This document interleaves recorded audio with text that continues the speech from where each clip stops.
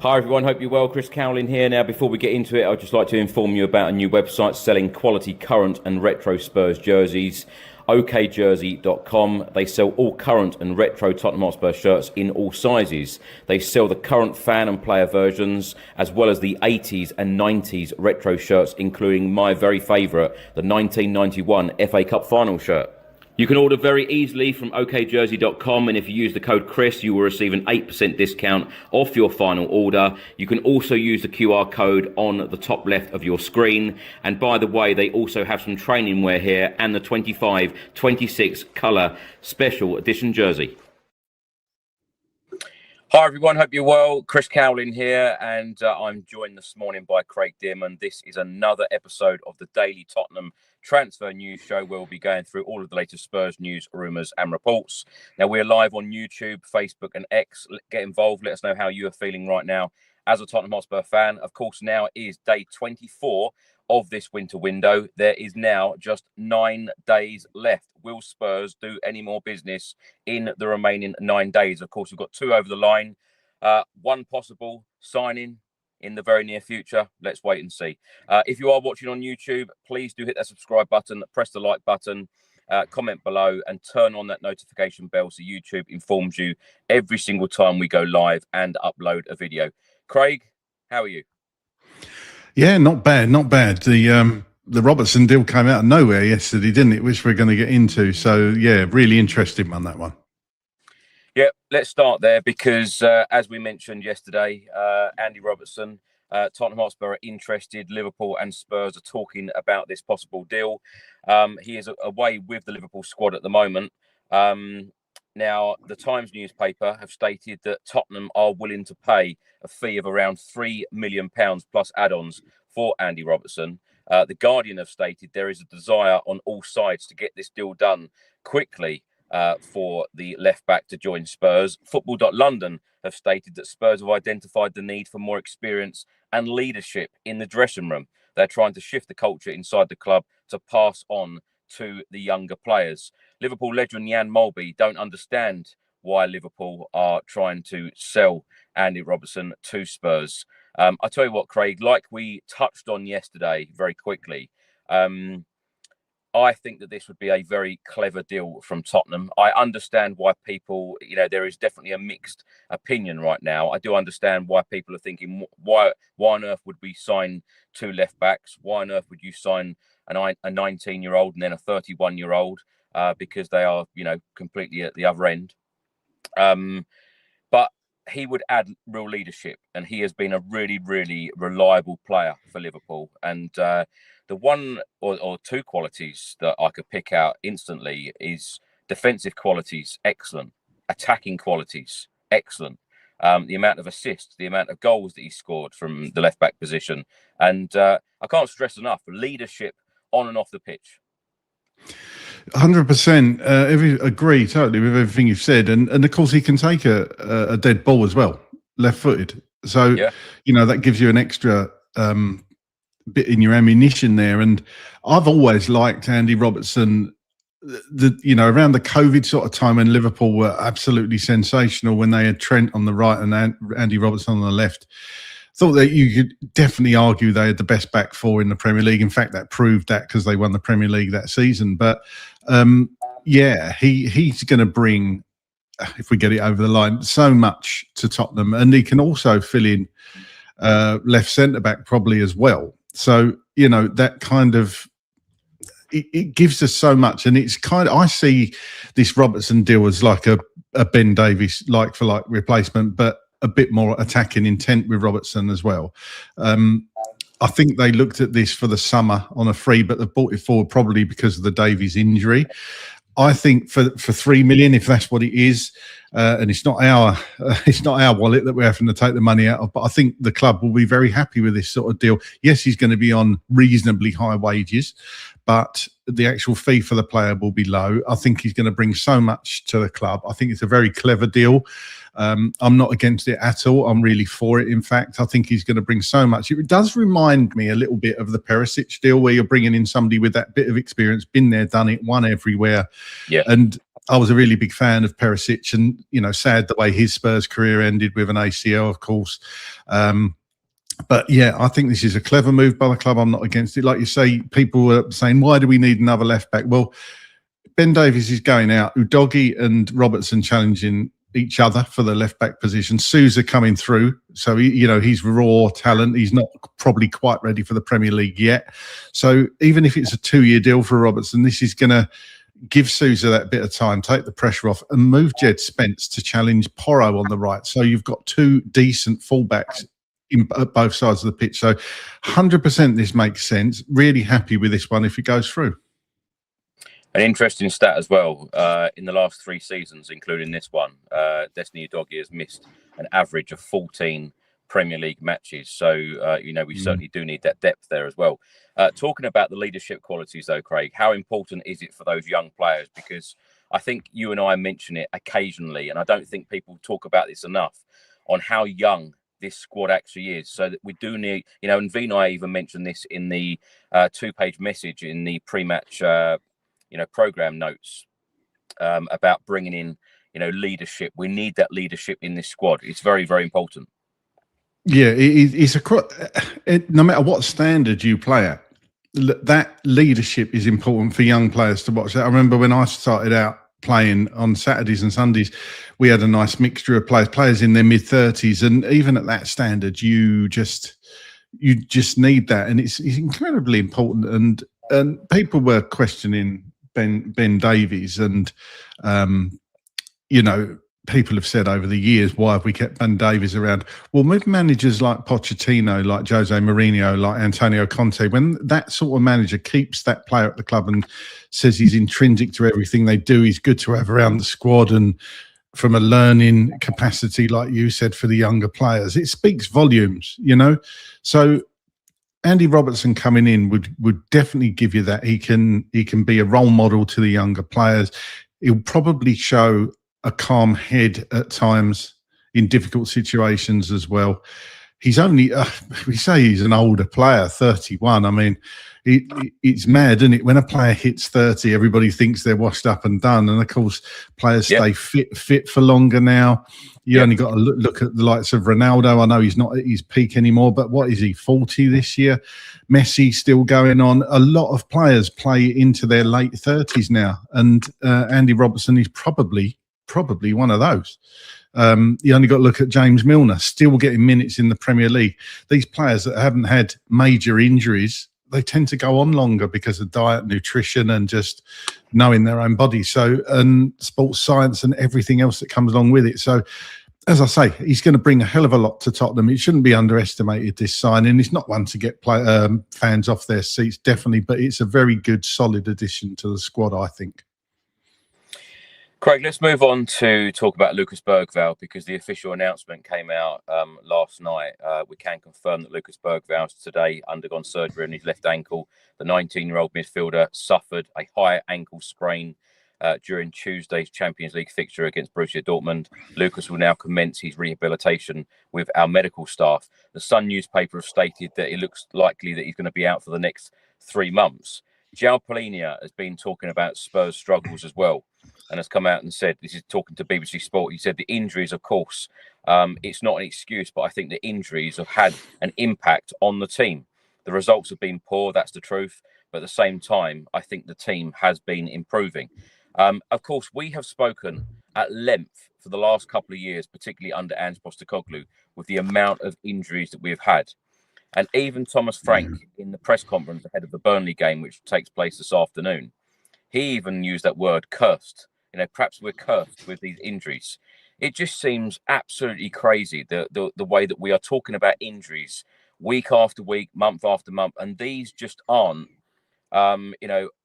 players out injured for a game or two. These are players out injured for 2, 3, even more months than that. These are long-term injuries for the real impact players that we have got. What do you put it down to? Because everyone, or I say everyone, some people are blaming the medical staff. Some people are saying that, players are playing, too many minutes. We need more depth in the squad. What do you put it down to? Or is it a mixture of everything? I think it's a mixture of everything. I mean, there was a report on from the BBC saying that Spurs are among the Premier League's worst hit sides this season. Spurs have had 19 separate injuries in total, the joint most of any club alongside, and this is surprising, Arsenal, Chelsea and Leeds, and just a little bit behind Newcastle. So I think there's elements of luck, Chris. All sides get injuries. Those team names I've read out to you there just prove that all sides get injuries. I think the more competitions you're in, the more likely you are to get injuries as well. I don't think everything can be blamed on the Spurs medical stuff. I think there's certainly an overhaul needed there, and I think they did it, didn't they? And had a look at that. I think there's also situations where players say they're fit and ready to play, and because they want to play football. I think we've all been there. You just want to be out on the pitch when they're not quite ready. I'm not sure that was the case with the likes of Bergvall. I think that was a completely separate injury to the one he suffered at Bournemouth, wasn't it? He went off. So I think it's just bad luck sometimes. I really do. Can't be helped, but.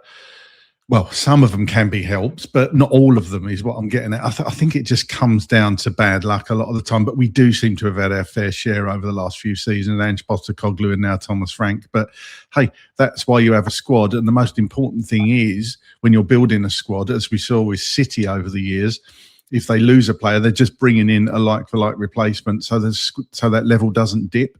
And I think that's where Spurs have fallen foul over the years is, we've got a great first 11 at the times, but then when one of those players or two of those players get injured, the players coming in just can't produce the quality and the level of the player they're coming in for. So that, for me, is what's got to change more than anything. And I don't think people had noticed the injuries as much because another player be coming in and hitting that same level. Absolutely. That depth is so important to any squad, especially this Tottenham Hotspur one right now. Now, in the embargoed press conference that was released last night at 10:30 p.m, Thomas Frank has stated that he doesn't want any other players to leave in this January transfer window in the next 9 days. Tel, Radu Dragusin and Basuma, I think a lot of us expected these to go out the door. Tel obviously wants that World Cup place. He wants more game time. Radu has just come back from an ACL injury. Where's his game time going to come from? Basuma, Thomas Frank was asked more detailed questions about Basuma, and he said, look, he made a mistake and then he had injury problems and now he's back. And of course, we spoke yesterday and touched on the fact that he played that second half against West Ham, did extremely well. I wouldn't be at all surprised, Craig, to see Basuma get a lot of minutes today at Turf Moor against Burnley. I don't know what you think about that, but where does it leave these players that want going out the door in this January window in the next 9 days? Because Thomas Frank clearly doesn't want any players to go. And I think from a fan's perspective, certainly for me, we've spoken about the likes of Tel before. If you're not going to be bringing in anyone in the next 9 days, we certainly cannot have anyone leaving because, like Thomas Frank said in the embargoed section as well, we haven't got that many players right now. No, and in a way, actually, that the fact that he's come out and said that, it doesn't actually bode well for bringing in another forward option, which we know we're crying out for. Do you know what I mean? Because you would think we spoke about it, that they would only let Matisse Tel go on loan if they brought somebody else in. But even then, like Thomas Frank said, has he got enough? Even if you bring in one more, I don't know, left winger or whatever, whoever that is, is that Jed Spence now? Well, it could be, couldn't it? It could well be. But it's funny, isn't it? It's like Gareth Bale used to be a left back and he was pushed up, and then all of a sudden we all know what happened with Gareth Bale. Also, I'd say anyone watching or listening, listen to the embargoed section. It's quite interesting because Thomas Frank said sometimes you've got to be creative as well. Putting Jed Spence out on the left, putting Pedro Porro in midfield. He's got to, use this squad the best he can. Yes, we've got more players available today, but that game on Tuesday, and of course, we're going to be in pretty much the same boat next week away at Frankfurt. We're going to have limitations on the squad and the players that he can choose from. Yeah, he is. What I would question about Jed Spence is his final ball. I think that's definitely got to improve. He's great going forward in that middle third, if you like. There was so many times during the week in the Champions League game where he would run forward with the ball cut inside and absolutely skin the player who was going past. It's just that final ball on the cross I would question with Jed Spence is something he's got to work on. Pedro Porro, we know, has got a fantastic cross on him. And on that, just talking about Porro, there is times, I think Porro does get a lot of criticism from some fans about, his crosses are woeful, blah, blah, blah. A lot of the times when you're a winger, you're putting the ball into an area and you're trusting the centre forward to be in the right place. And Gary Lineker would always used to say, I always used to remember this, he was always in the right place and the ball was always in the wrong place when people were criticising why wasn't he getting on the end of crosses. So you've got this kind of like the winger will put the ball in. I think unless you're somebody like a David Beckham back in the day where he could almost put it on a 5p coin from wherever he was on the pitch, I think you're generally just swinging it into an area and you're trusting the centre forwards and attacking players to make the movement. Somebody go back post, somebody go front post and get on the end of it. Pedro Porro, some of the crosses, if they fall short, yes, of course, then that's down to him. But I think on the whole, the amount of deliveries he puts in, he's not going to get them all right. And I think he's probably one of the best crossers in the team. And that's what you need from the left as well. If Thomas Frank, like we know, likes to go down the wings and get the crosses in, and we're not just getting enough of those in from the left-hand side as well, because we don't play through the middle, do we? We've spoken a lot this season when Mohamed Kudus was, of course, playing in the team and not out injured, that there is a huge emphasis on playing down that right-hand side and putting crosses in. Now, for anyone criticising Pedro Porro, let me just read these stats out. Tottenham's Pedro Porro has played more passes into the box, 180, and delivered more open play crosses, 113, than any other player in the Premier League this season, with the Spaniard also creating the most chances among defenders, and that being 32. So he does create a lot, Craig. And like you just said, I think that if you've got the players in there to get the job done, then you're certainly going to have a chance. And I think as well, Thomas Frank complimented Dominic Solanke. I know we laughed about the goal that he scored on Tuesday, left foot, right foot, and it just went in. But sometimes you need that striker in there with that instinct. And I feel like that is what we've been really, really lacking. Yep. Something like Dominic Solanke in the middle, who sometimes, sometimes you say, sometimes you need it just to hit off someone's backside and go in the net. And sometimes there's a bit of luck with certain strikers. And I feel like Dominic Solanke is definitely that man, being in that right place at the right time, because so many crosses have gone into the box this season. And I feel like some of the wingers or the fullbacks who have put the cross in have been frustrated that they've not actually been there or got the job done. So I feel like that is a real positive. And it's nice to talk about positives because we haven't been talking about a lot of positives lately. So, yeah, that's on the injury front. Now, there is a report from Fabrizio Romano's camp stating that Inter Milan, and we have heard these similar stories before, Inter Milan are working hard to sign goalkeeper Vicario. There have already been contact in the last couple of months. This could become more and more concrete in the next couple of weeks. He is the goalkeeper that the club likes the most, and Vicario has a great desire to return to Italy. Now, of course, this is not going to be one for the January transfer window. This could be one for the summer. I've got to admit, Craig, it wouldn't surprise me at all because we're hearing so many concrete reports that Vicario wants that move back to Italy. So what do you make of it? Will Spurs start lining up goalkeepers now for the summer? Possibly. I agree. I think I could see that happening. Vicario going back to Italy in the summer, certainly not going anywhere in January. They will have, you would hope anyway, they will have a plan and a couple of names that they're going to be going after because, look, Guillermo Vicario, cracking shot stopper.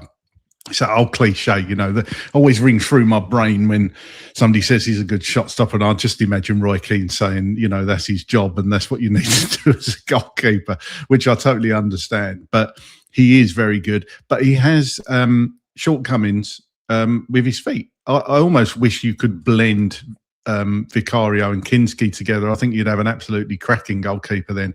But he's obviously worked on it, but there's just been occasions this season whenever he gets the ball at his feet. There was one actually against Dortmund in the beginning of the second half where the ball, he was messing around with it a little bit and just kicked it out for a throw-in right at the beginning of the second half. So he's got things about him that he doesn't do as well. But like I say, he's shot stopping. He's saved us a fair bit this season already. You know, in Champions League games, the Monaco game for one, I thought he was outstanding. So all I would say is if you're going to let Vicario go, you've got to get an upgrade. It's like what we always say, isn't it? You've got to get an upgrade. So you would hope the club are looking at that. This is one that we mentioned yesterday, and I'm going to mention it again because Frank mentioned him and was asked questions about Mickey van der Ven. And he said it is a player that we should prioritise. He's got a contract until 2029, but should Spurs go all out now to try and get him to sign a brand new deal? I've said many times, Craig, and I'm going to stand by what I keep saying, is the fact that, you know, you need to build a team around players like Mickey van der Ven. Mickey van der Ven should be our future, should be, you know, real quality in the team. And of course, I think players like that, when they've tasted that success of winning the Europa League, they will definitely want more. And when you've got teammates, you know, on the international stage, winning trophies year in, year out, they will be saying to him, you know, about the ambition of Spurs. You know, players do have these types of conversations. So it is about Spurs showing ambition. I know we have spoken many times about this transfer window. I know we go live every single day talking about all the rumours in this window, but the summer window for me is absolutely massive. That is absolutely huge for where the football clubs see themselves in the next couple of years, because we've spoken a lot as well about players for the future. You know, 2, 3, 4 years time, we should have a very good spine. We should have a very good squad with all these young players that we've signed for the future. But it is about bringing in those experienced players. And we could also go back to talk about players like Andy Robertson. You do need those players. And I go back also to what Ange Postecoglou said in his time at Spurs, that you can't have 11 world-class players in your team. You need a mixture of different players. But Mickey van der Ven is definitely a world-class player, in my opinion. He's up there, isn't he? He's up there. And look, we all want to see Mickey van der Ven playing for Tottenham into the 2030s.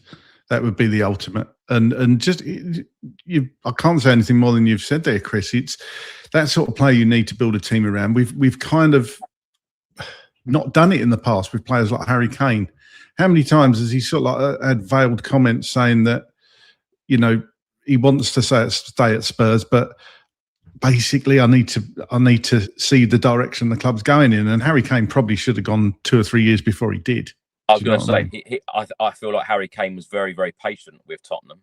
So will someone like Mickey van der Ven look at that and think, well, am I going to be told that top quality players are going to be walking through the door, or is it going to happen? So, you know, we certainly with Vinay, and I keep going back to that Vinay message to the fans in the program. When someone like your CEO comes out and says that, they've now got to deliver in the summer and show ambition, because he's talking about leadership, he's talking about quality.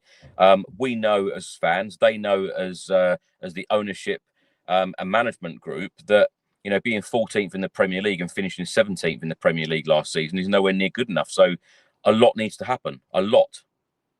Yeah, it does. And it was always going to be tough this window, as frustrating as it is. Their plans, their big plans, you would think and you would hope are going to be from June onwards. Now, whether that even entails a managerial change again, it remains to be seen. We just don't know what's going to happen with Thomas Frank. What are these plans? They're not going to lay them all out and say, oh, we're going to buy this player, this player. We're just going to have to wait and see, aren't we? But there's big statements coming out of the club and from Vinay about a massive change, loads changing behind the scenes. This, I mean, when you think about it, when you sit and think, I was thinking the other day, from say July onwards, the amount of changes at the club, and a lot of them behind the scenes that people, names changing that people wouldn't have heard of, right? But when they're trying to change the managerial setup, too many chiefs and all that, you know, they're trying to change that whole structure of Tottenham. And the biggest one, of course, was Daniel Levy going out, Donna Cullen going out, Vinay taking over. And we could go through all those names. They've made all these changes behind the scenes, and fans fans probably don't really care about that. All they want to see is success on the pitch. But I suppose when you look at it, if they're putting in the background work and trying to get that structure in place, they've got to then deliver on that. And I think you're right. This is going to be a huge summer for Tottenham. And if come the 1st of September, very little has changed, then what's it all been for? And basically the fans have been, I think lied to is a very strong word, but they've not fulfilled their promises to the fans. It's all very well coming out saying all this stuff if you're not going to deliver on it. So huge 6 months coming up for Tottenham, 6 or 7 months, and they've basically got to deliver on their promises, Chris. That's the main thing, isn't it? Yeah. And we need to see world-class, Premiership-ready players coming through the door and not scrapping around in bargain basements on deadline day for players like we've seen time and time again in the past. If you're going to say that you're going to do things differently, then show us it. Yeah. I don't know whether they were your words or you just used Christian Romero's words from his statement in the on Instagram a couple of weeks ago after the Bournemouth game. But yeah, a lot needs to happen. A lot needs to change for us to be fighting on all fronts. Certainly, what the football club want us to do. Gianluca Damasio, Italian journalist, has stated that Torino are edging closer to the signing of promising Tottenham Hotspur youngster Callum Olasesi, and it is expected to be structured as a initial loan with an option to buy. So that's going to be an interesting one. Of course, he was our captain during this season's UEFA Youth League at Spurs. Lastly, Craig, I just wanted to ask you, because I know that you have been a Thomas Frank doubter for a long time now. Does Tuesday's game change your opinion, or has it made you scratch your head a little bit more since Tuesday and think, can this work under Thomas Frank? Can we play this way? Because I get a lot of fans saying about the injuries. I get, even João Palhinha has said about the injuries. Thomas Frank, we've heard him in the embargoed section saying that he has lunch with Vinay Venkatesham 3 times a week. They obviously have a very good relationship. He has a very good relationship with all of the board members. He speaks extremely highly of them. The board have come out and said that, yes, we know what we need to do. The summer is very, very important as well. Where do you stand at the moment? Because when you look at some of the performances this season, and if I chose our biggest rivals in the Premier League, Arsenal away, Chelsea at home, West Ham at home, they were 3 very poor performances. So when you look at the approach to those games, they were very, very poor, which of course people have been very, very frustrated with the type of football that we have played. Where do you stand at the moment? Do you have any more hope than you did under Thomas Frank that this could work, having seen what you did on Tuesday? I haven't changed my opinion. I still think that Thomas Frank is not the right person to take us forward. I haven't seen enough. I think that was one half of football. I don't think you should judge a season on one half of football, because you have to look at it as a whole. We've got a big enough sample size now, and some of the games you mentioned there were just turgid. They were horrendous to watch. The London derbies, the bigger London derbies, are the most important games to fans, right? The Arsenal game, we didn't turn up. That was horrendous.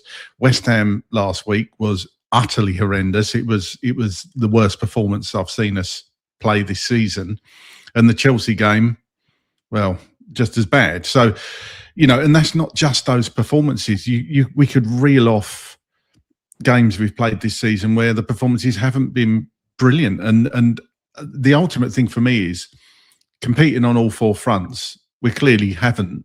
And have the performances improved since last season? I would say no. I think they've probably gone backwards, actually. So I've always said it's not Thomas Frank as a man. If I'm being critical of Thomas Frank, I'm not being critical of Thomas Frank the man. I think he seems like a genuine, nice bloke. I'm just saying I don't think he's the right fit for Spurs. Some managers don't fit clubs, and I don't think he's ever going to fit in at Spurs fully. If he can turn it around and prove me and probably a majority of the fan base wrong, then fair play to him. He seems to have incredibly thick skin. I still don't think it's going to work over long term, but the club seem to want to make it work. Now, I don't know whether that's out of sheer stubbornness or trying to change the way they do things, because bet your bottom dollar, if Daniel Levy had still been in charge of this club, Frank wouldn't have seen Christmas at Spurs. He would have been gone. So they're obviously trying to change that side of things and stick him in managers, but it's going to come to a point where his position is untenable if the results continue. I obviously want my side to win every time we go out and play. I know a couple of people said, I want him to lose this game, lose that game, so he finally gets the boot. He's ridden out storms, as I say, incredibly thick skin. So all you want to do is see your football club win games. I just don't think the style of football appeases the fan base. I don't think it will long term. I think Tuesday's game showed that, yes, we can do it, and we did it for the first half. Didn't do it in the second half, but the game was technically probably won by then anyway, Dortmund down to 10 men. I think it was a forced thing in a way because of the players he had available. But as I said at the time, moving Jed Spence up into that sort of left wing, left midfield position did incredibly well. So that was obviously a tactical thing. What he could have done is just slung on Kolo Muani up there. He didn't. He put Jed Spence in there and changed it slightly. So that worked. So you've got to give kudos to Frank for that. But ultimately, can I see it working? No, I can't. I hope I'm wrong. I hope most of the fan base are wrong. But, you know, we've been here, done that. You can kind of see the way this is going. You're only as good as your last game, and we've got to produce it against Burnley. I think we will. I think we'll get a decent result against Burnley, and I think we should get a decent result at Frankfurt in the week. But as you say, the bread and butter games, the Premiership games coming up in February, I think that's going to be a big and good acid test of where we're at. Yep. Tough month, February, so let's see where we are. Of course, the decision kind of might be taken out of Vinay Venkatesham's hands. If things don't go too well, then he probably won't have a choice, and they'll have to let Frank go and bring in an interim probably till the end of the season and then reassess. But ultimately, to answer your question, I've not really changed my mind yet on Frank. As I say, it was one game, one half of football essentially. So let's just see how it goes over the next few weeks. Yeah, as you said, Burnley today, Frankfurt on Wednesday in the Champions League, and then Feb, we've got Manchester City at home, Man United away, Newcastle at home, Arsenal at home. 4 very, very tough matches. It's very interesting, Craig, that when we recorded the post-match podcast after West Ham and also some of the fan shows, I asked a lot of the viewers and listeners, are you still with Thomas Frank? If you are, let us know. We didn't have any responses to that. And then when we put in that real great shift on Tuesday night, suddenly a lot of people have come out and said, see, I told you, give Thomas Frank time. See, I told you this is going to work under Thomas Frank. You know, we've played good football, blah, blah, blah. Do you think that Thomas Frank has gained a few more, you know, has he swayed a few more people to be on his side and back him? Because I think that's pretty fair. I've spoke to a lot of people this week, and a lot of people are now scratching their head going, well, why can we play like that in the Champions League and we can't play like that in the Premier League? You know, perhaps we ought to give Thomas Frank time. I've heard a lot of that lately. Have you as well? I have. What I would say about the Champions League, I mean, we got a cracking home record. It's unbelievable, actually. It's like a different team. But I suppose, look, somebody was arguing on, not arguing, but putting the point across, and I think it's valid, that the standard of teams we've played at home in the Champions League this season so far have been lower probably than Premier League opposition, or certainly different. And I think that's why Frank's perhaps football style suits those play against those teams. Other than Dortmund, who I think that was a kind of different sort of game. It was a weird one, obviously doing so well in the Bundesliga, and then we took them apart in that first half. You've still got to win. You've still got to win these games, though, haven't you? It's like everyone said. Everyone said when Spurs went to Bodo, you know, that's a difficult game, and then when we won it, it's only a team from Norway. You know, it's easy anyway. And then, of course, Man City lost there. So it's the type of narrative that people want to spin all the time, isn't it? Of course it is. And you know, if you put hashtag Frank out into X, right, especially after we've had a bad performance, there's so many messages. You could put it in. I put it in yesterday to see, and there was so many people want Thomas Frank gone regardless. And you're probably not going to turn them people at all. They want him gone, and that's it. So he's kind of will have lost those people, whatever. And do you know, bizarrely, and I find this amazing, there's quite a few Arsenal fans want Arteta out. And I've always, I think Kenny Ken has never been a massive fan of Arteta. So you're always going to get these fans that are like, no, the manager doesn't work for me. I want him gone. Want him gone. Yeah. So, as I say, I think we're fair to Thomas Frank, and we've said brilliant performance, well done for Tuesday, and I was happy for him Tuesday. I was happy for the club, and you could see the relief from all the players, and that was like, around the stadium. And finally, we've seen a result, because it could have been so toxic, couldn't it? But come back to it. The old saying, one swallow doesn't make a summer. So he's just got to be, it's about consistency and performing well. And I think it's the fans, if they see the performance, see us trying. We got clapped off against Chelsea down to 9 men under Ange, of course, when we lost the game. And the fans loved it because we give it a go. And that's what it's all about for me as a Tottenham fan. Seeing your side give it a go. Just try. Don't lay down and die in front of people. Worry about, I think he's on occasion, well, more than one occasion, worried about the opposition more than what we can do to the opposition. And that's the key for me for being, that's what Tottenham's about. We go and take it to teams and give it a go. And we've just seen that this season. We haven't done it enough. Yep. Score prediction today, I'm going to go 2-0 Spurs. What are you going to go for? I'll actually go 2-1 Tottenham today, actually. I think we're going to win today. Yeah. And do you know what, Craig? I'll say this as a last point. I would absolutely love Thomas Frank to prove us all wrong. And I have mentioned this, haven't I, in the last couple of weeks to you particularly, that, have so many of us got it wrong about Thomas Frank. Does he just need the time? Does he just need the tools? Does he just need the patience from everyone at the football club, particularly from us fans as well? Because he said in the embargoed section as well that we need to keep the noise out. We just need to focus and win football matches. But when you see signs, and this is what I've said to you many, many times, particularly in the last couple of weeks, if we see positive signs week by week, then it will give us hope and belief that we can move forward with this manager and move up that Premier League table and be successful in the future. So I would love to see Thomas Frank prove, everyone wrong who has certainly doubted him. Craig, thanks so much for joining us. Have a good day. Have a good afternoon. Let's hope the Spurs can have a good afternoon. I'm a short distance away from Turf Moor right now, so I'm going to drive up there now. So lots of content will be coming your way this afternoon from Turf Moor. And then, of course, we've got the Spurs Chat podcast later on today, where I'll be joined by Harry, Luke and Kate.